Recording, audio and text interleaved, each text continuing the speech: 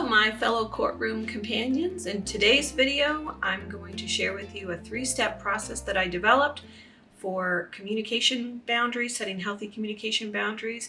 If you are trying to implement a parallel parenting plan, or if you're just trying to set healthy communication boundaries with your children's other parent, if that person is displaying narcissistic tendencies or is a narcissist. So I'm going to share with you that 3-step process. Before we get into this video, I wanted to remind you to please hit that subscribe button and the bell notification so you will be notified when I upload my weekly videos. So if you are not familiar with the parallel parenting approach, I've created a video, an introduction video on parallel parenting, and I'll link that above and in the comments below. And you might want to watch that one first before you watch this one, but you don't have to, but I would recommend that you do. As a reminder, the parallel parenting approach promotes the idea that you have as little direct communication with the child's other parent. That way you can disengage from any of those areas that typically cause frustration or aggression or fighting or conflict. So you have a direct relationship with your child and the other parent has a direct relationship with the child, but there's not a lot of crossover. And so again, I encourage you to watch that other video of my intro to parallel parenting before you watch this one. So setting healthy boundaries in communication is one of those cornerstone sort of ideas with parallel parenting. So if you're just beginning doing parallel parenting, you might find it awkward and hard because you're literally changing the way you communicate with that other parent. And if you've been communicating with that other parent for a really long time, you're probably in really unhealthy patterns of communicating with that other parent. And so you need to sort of step back and change that dynamic, and it's going to feel awkward and weird. But it's just like riding a bike. With practice, you get better and then it won't feel awkward. So it does get easier over time. The more you do it, the more you practice it, it will get easier. And so what I would encourage you to do is with your very next interaction or communication with the other parent, that's where you should begin. Because a lot of people don't really know how to start it. They feel like they have to do it across the board, immediately in all areas, but it's not really that easy to do. You have to do it a little at a time, I think. And so I would encourage you to do it with the very next communication. And so I'm going to share with you that 3-step approach. My 3-step approach is likely going to ask you to change your behavior immediately. And when a communication breaks down, there's always 2 people involved. And so what I'm going to ask you to do is to only look at your part and what you can do, because that's the only thing you can change anyway, and that's the only thing you have control over. So I'm going to ask you to focus only on yourself and what you're bringing to the communication dynamic. So let's get right into it. So step 1, when you receive your next communication from the other parent, I want you to stop and ask yourself this question. This is step 1. Is there anything in this communication that I need to respond to that is critical to my child or children's well-being or their best interest? That's step 1. When you receive the next communication from the other parent, I want you to just ask yourself that question. Is there anything in this communication that I need to respond to for my child or children's well-being or best interest? A lot of times, if you're receiving communication from a narcissist or someone who has narcissistic tendencies, generally they're not nice communication. They're usually filled with all kinds of extra stuff, accusations and things like that. And so you have to kind of just step back and ask yourself that question. Is there anything in here that I need to respond to? An example of something that you might need to respond to is that other parent asking about perhaps the next doctor appointment? Maybe it's the next day, they just want to confirm the time. Or they might be asking about some science project or homework assignment that they need your input on, or they have to ask you a question. Or if the child is obviously going to the emergency room or something like that. Those are the kinds of things that will require a response from you, because those are about your children's best interest or their well-being.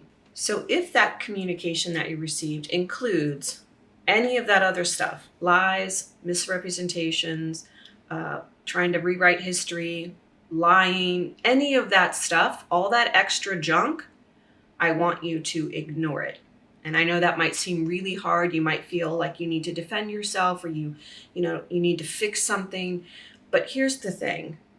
You don't need to defend yourself against the other parent.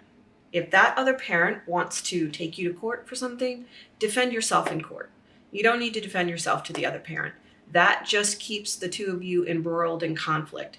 It's not going to work. It doesn't matter what your version of the story is. Let that other parent have their version. You have yours. And if you ever need to defend yourself, you can in court. See, the trick is the other parent wants you to be embroiled in that conflict because they're getting something out of it, whatever it is. If they're a narcissist or have narcissistic tendencies, they would rather have bad attention than no attention. So when you play into that, you're giving them what they want. And you're robbing yourself of your peace and your joy, and your household is, losing their peace and their joy. So it's up to you as the parent who's healthy to stop it. And the only way to do it is to ignore it. When you ignore it, they have to take that somewhere else. Let them take it to someone else, not you. So ignoring might feel really weird and hard at first, but the more you ignore it, the more it will feel comfortable. It will become second nature. You just need to look at it and go, if I respond to this and defend myself, am I likely to get another communication that I'm going to have to defend myself against? Probably so. So you just need to stop it. Just cold turkey, stop. Stop defending yourself against the other parent. Stop enmeshing yourself in that drama. Because eventually they'll start taking it somewhere else. Not at first, because they'll think, oh, I'll just say the right thing. I know what their buttons are, and they're going to push your buttons. So you just have to be strong and not respond. Okay, so step 2.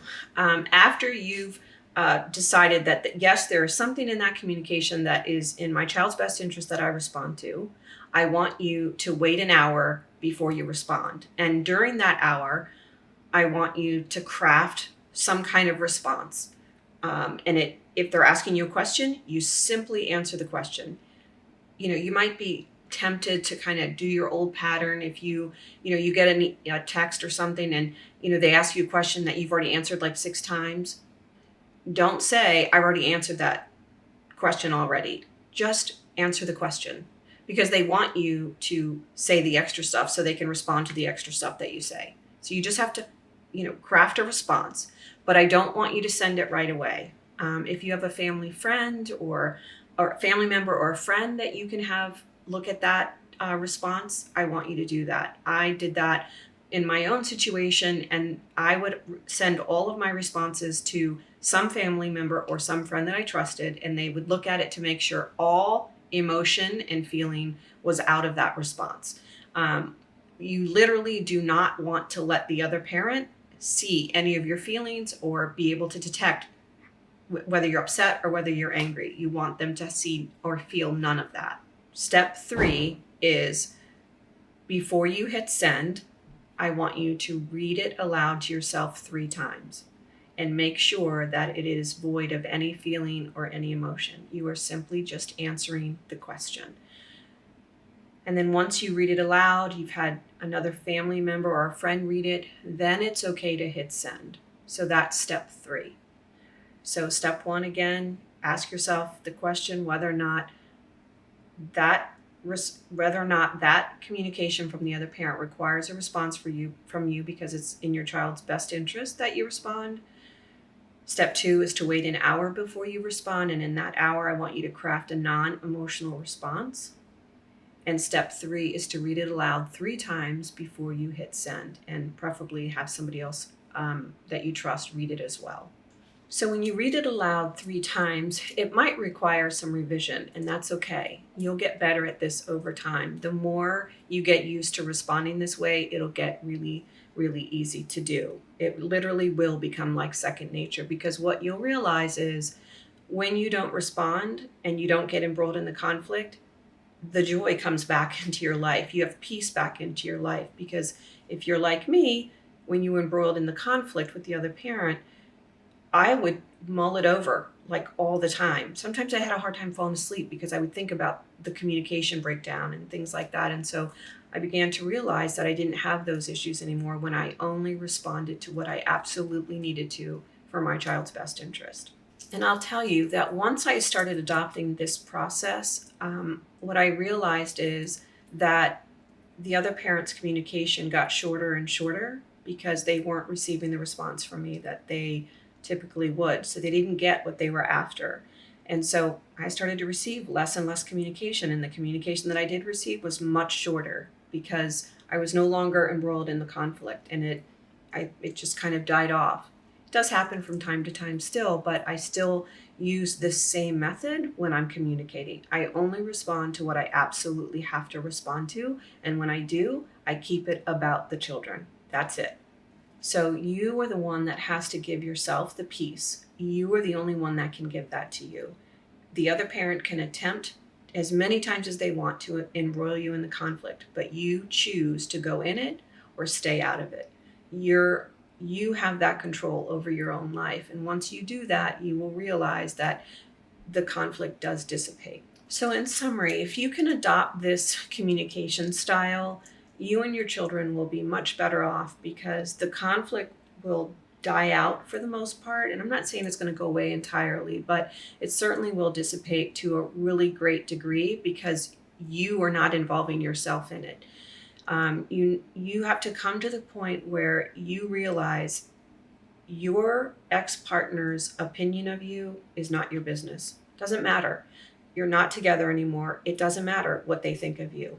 I used to think that I cared about that, but I don't. I don't care what the other parent thinks about me. I'm a good mom. I'm a good human being. I'm good to people. And that's what matters to me. If somebody else wants to think poorly of me, then so be it. It's not my opinion. It's not my business what they think of me. I know that I'm a good person, and you have to believe that about yourself too. So anyway, I hope this video was helpful to you. If you try to adopt this 3-step process, keep practicing at it. It'll get better. If you have any other communication tips, please do leave them in the comments below. We'd appreciate hearing from you. We're a community of people going through the same thing, and so we like to hear from everyone. Well, thank you for stopping by. Have a good day. Bye.